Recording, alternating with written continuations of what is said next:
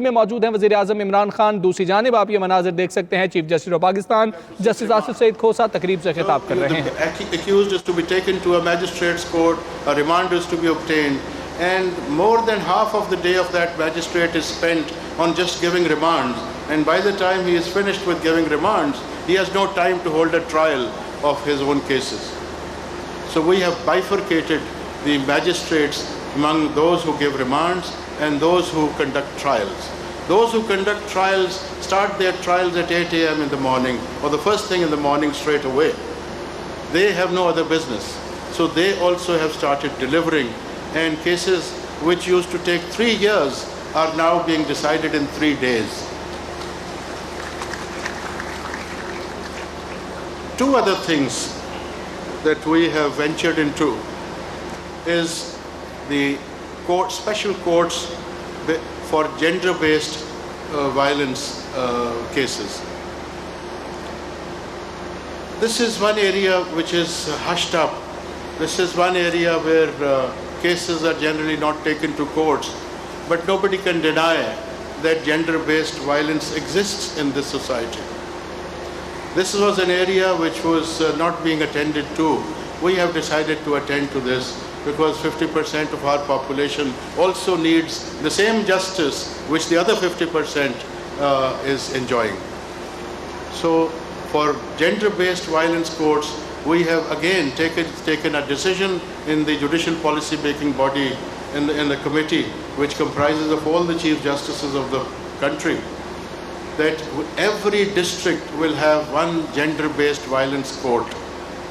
And right now, judges are receiving training, and on 27th of this month, inshallah, we will be awarding certificates to them, and those courts will be launched throughout the country. I was in St. Petersburg, Russia a few weeks ago, and some European court judges were taking pride in the fact that in their country they have one gender-based violent courts, and some others said we have two gender-based violence courts. And I just kept quiet, and then after some time I told them that Pakistan, you may think that is underdeveloped, we are socially backward, but that's not the case. We are going to have 116 gender-based violence courts in every district of the country. And after we announced this, and now that the training is being imparted, there have been write-ups on these gender-based courts that we are going to set up in BBC, in Guardian, in CNN, in other Washington Post. There have been articles on these that look at this country. I mean, they have taken lead on us. They are going far ahead of us on this issue. So we are very proud to be embarking on this journey as well. The other area was the child protection courts. There is a new law in Khyber Pakhtunkhwa as well as in Punjab about child protection. It's not juvenile justice, because juvenile justice is where the juvenile is an accused person in a court. Whereas there are other issues about children, and special laws have been made, and we have created special courts for that, and training is being imparted for those courts as well. In the high courts, we have created special benches for taxation, revenue, and banking. And the revenue matters, we were told that billions of rupees are stuck in revenue cases, in tax cases, in the courts. So we have also created special benches which are providing speedy justice. One thing which I forgot to tell you, that while we are dealing with these model courts on the criminal side, we are also competing with the Board of Revenue. Apart from sentencing people to death or to life imprisonment in these murder cases, 299 people have been sentenced to death, 831 to life imprisonment, 2,130 other sentences. Apart from that, we have imposed fines worth 43 crores of rupees in such cases. So we will also be providing some budgetary support to the Board of Revenue from this criminal justice project. Other initiatives, you must have heard about e-courts. We have been the first Supreme Court in the world which has established e-system, online hearing of cases. We have heard cases from Karachi while sitting at Islamabad. The lawyers at Karachi would argue from here, and we would decide cases, hear arguments and decide cases in Karachi, in Islamabad. And likewise, we have established e-court from Quetta, and now the system is being extended to all the branch registries, the provincial headquarters. So for one case, a litigant had to bring his lawyer from Karachi to Islamabad. Just imagine the cost. Business class ticket, a 5-star hotel, a car to roam around, sumptuous dinner, good breakfast in the morning, and go to the court next day, attend to the case, or maybe it is adjourned. Hundreds and thousands of rupees being spent by litigant only to bring the lawyer from Karachi to Islamabad. And just multiply this to hundreds of cases that we hear in every week. Multiply this figure. Within 1 week, millions of rupees are being spent on transporting lawyers from one place to Islamabad so that the cases. Now, not even single penny is being spent by the litigant, and his lawyer can address arguments from Karachi. We will decide it in Islamabad. And people in Quetta, they are not as prosperous as people in Karachi. It was so difficult for them to bring their lawyers to Islamabad. So Quetta people are on the moon, and they are so happy that now their lawyer will be arguing a case as if he is arguing in Quetta.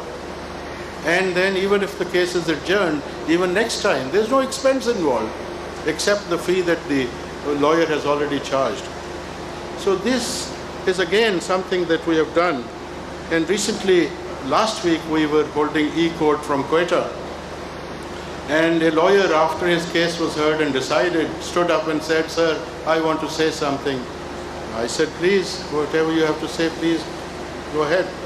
And he said, "I want to congratulate you on these model courts and e-court, that the case that I just argued, the occurrence in that case had taken place 3 months ago. So in those 3 months, the investigation was complete, the trial was completed, the appellate court, high court process was completed, and now today the Supreme Court process is complete in just 3 months. So this is what we are achieving, and with God's grace, with the help of the police, and the results are absolutely unbelievable. We have established a research center in the Supreme Court, which is state-of-the-art. We'll have the best research engines imported from all over the world in the Supreme Court, and then any judge sitting in any part of the country will be just sending his request through email to that research center, and within half an hour or an hour, our research officer will give him all the research from all the search engines in the world. He will have the case law from all the countries in the world on that particular topic. Anything said by any court in the world will be available to that judge. So that will be the utility of and the quality of justice will, I'm sure, will improve a lot. And then the last thing that we have done so far in these just 5-6 months is that we are into artificial intelligence. This is something new, and in the justice sector, the utility would be that all the cases so far decided in the history of Pakistan will be fed in the computers, the facts will be fed. So whenever a judge wants to consult the computer about a case, he will feed the facts of the case, the computer will give him an answer. That if these are the facts, then the trend of judgments in this country show that this should be the result. It's not that the computer will decide the case. The computer will only provide him that generally the trend of the case law in this country shows that this should be the decision. But the judge, if he is deciding the same way, he will feel reassured that yes, I am on the right lines. But if he is deciding otherwise, then at least he will double check. So the judge will be deciding on his own basis, but he will have an additional, a very strong support base available to verify whether he is proceeding on the same lines or not. So these are so far different steps that we have taken in the justice sector. I must say that on the 17th of January, when I made a speech on the farewell reference of the Honorable Chief Justice of that time, Mr. Justice Mia Saqib Nisar, I laid out different items which I wanted to do. Karachi में chief justice of Pakistan justice Asif Saeed Khosa तकरीब से खिताब कर रहे हैं। उनका कहना है कि तफ्तीशी अमल को बेहतर करने की ज़रूरत है। तफ्तीशी रिपोर्ट में खामी की वजह से कई मुजरिम बरी हो जाते हैं। जुडिशल सिस्टम में दो अहम मुश्किलात का सामना है। पहला ये कि झूठी गवाहियाँ दी जाती हैं और दूसरा ये कि केसेस में ताख़ीर का सामना करना पड़ता है। एक दफ़ा झूठी गवाही देने वाले से हमेशा के लिए गवाही देने का हक लेना होगा। झूठी गवाहियाँ काबिल कबूल नहीं होंगी। मॉडल कोर्ट्स के हवाले से चीफ जस्टिस आसिफ सईद खोसा का यह कहना था कि मॉडल कोर्ट से बहुत अच्छे नताइज सामने आ रहे हैं। पाकिस्तान में ऐसे ज़िले भी मौजूद हैं जहां पर इस वक्त 0 केसेस मौजूद हैं जो नारकोटिक्स के हवाले से हैं। दूसरी जानिब वज़ीर बराए रेलवे शेख रशीद अहमद तकरीब से खिताब कर रहे हैं। 60 इंच की इनकी स्क्रीन है,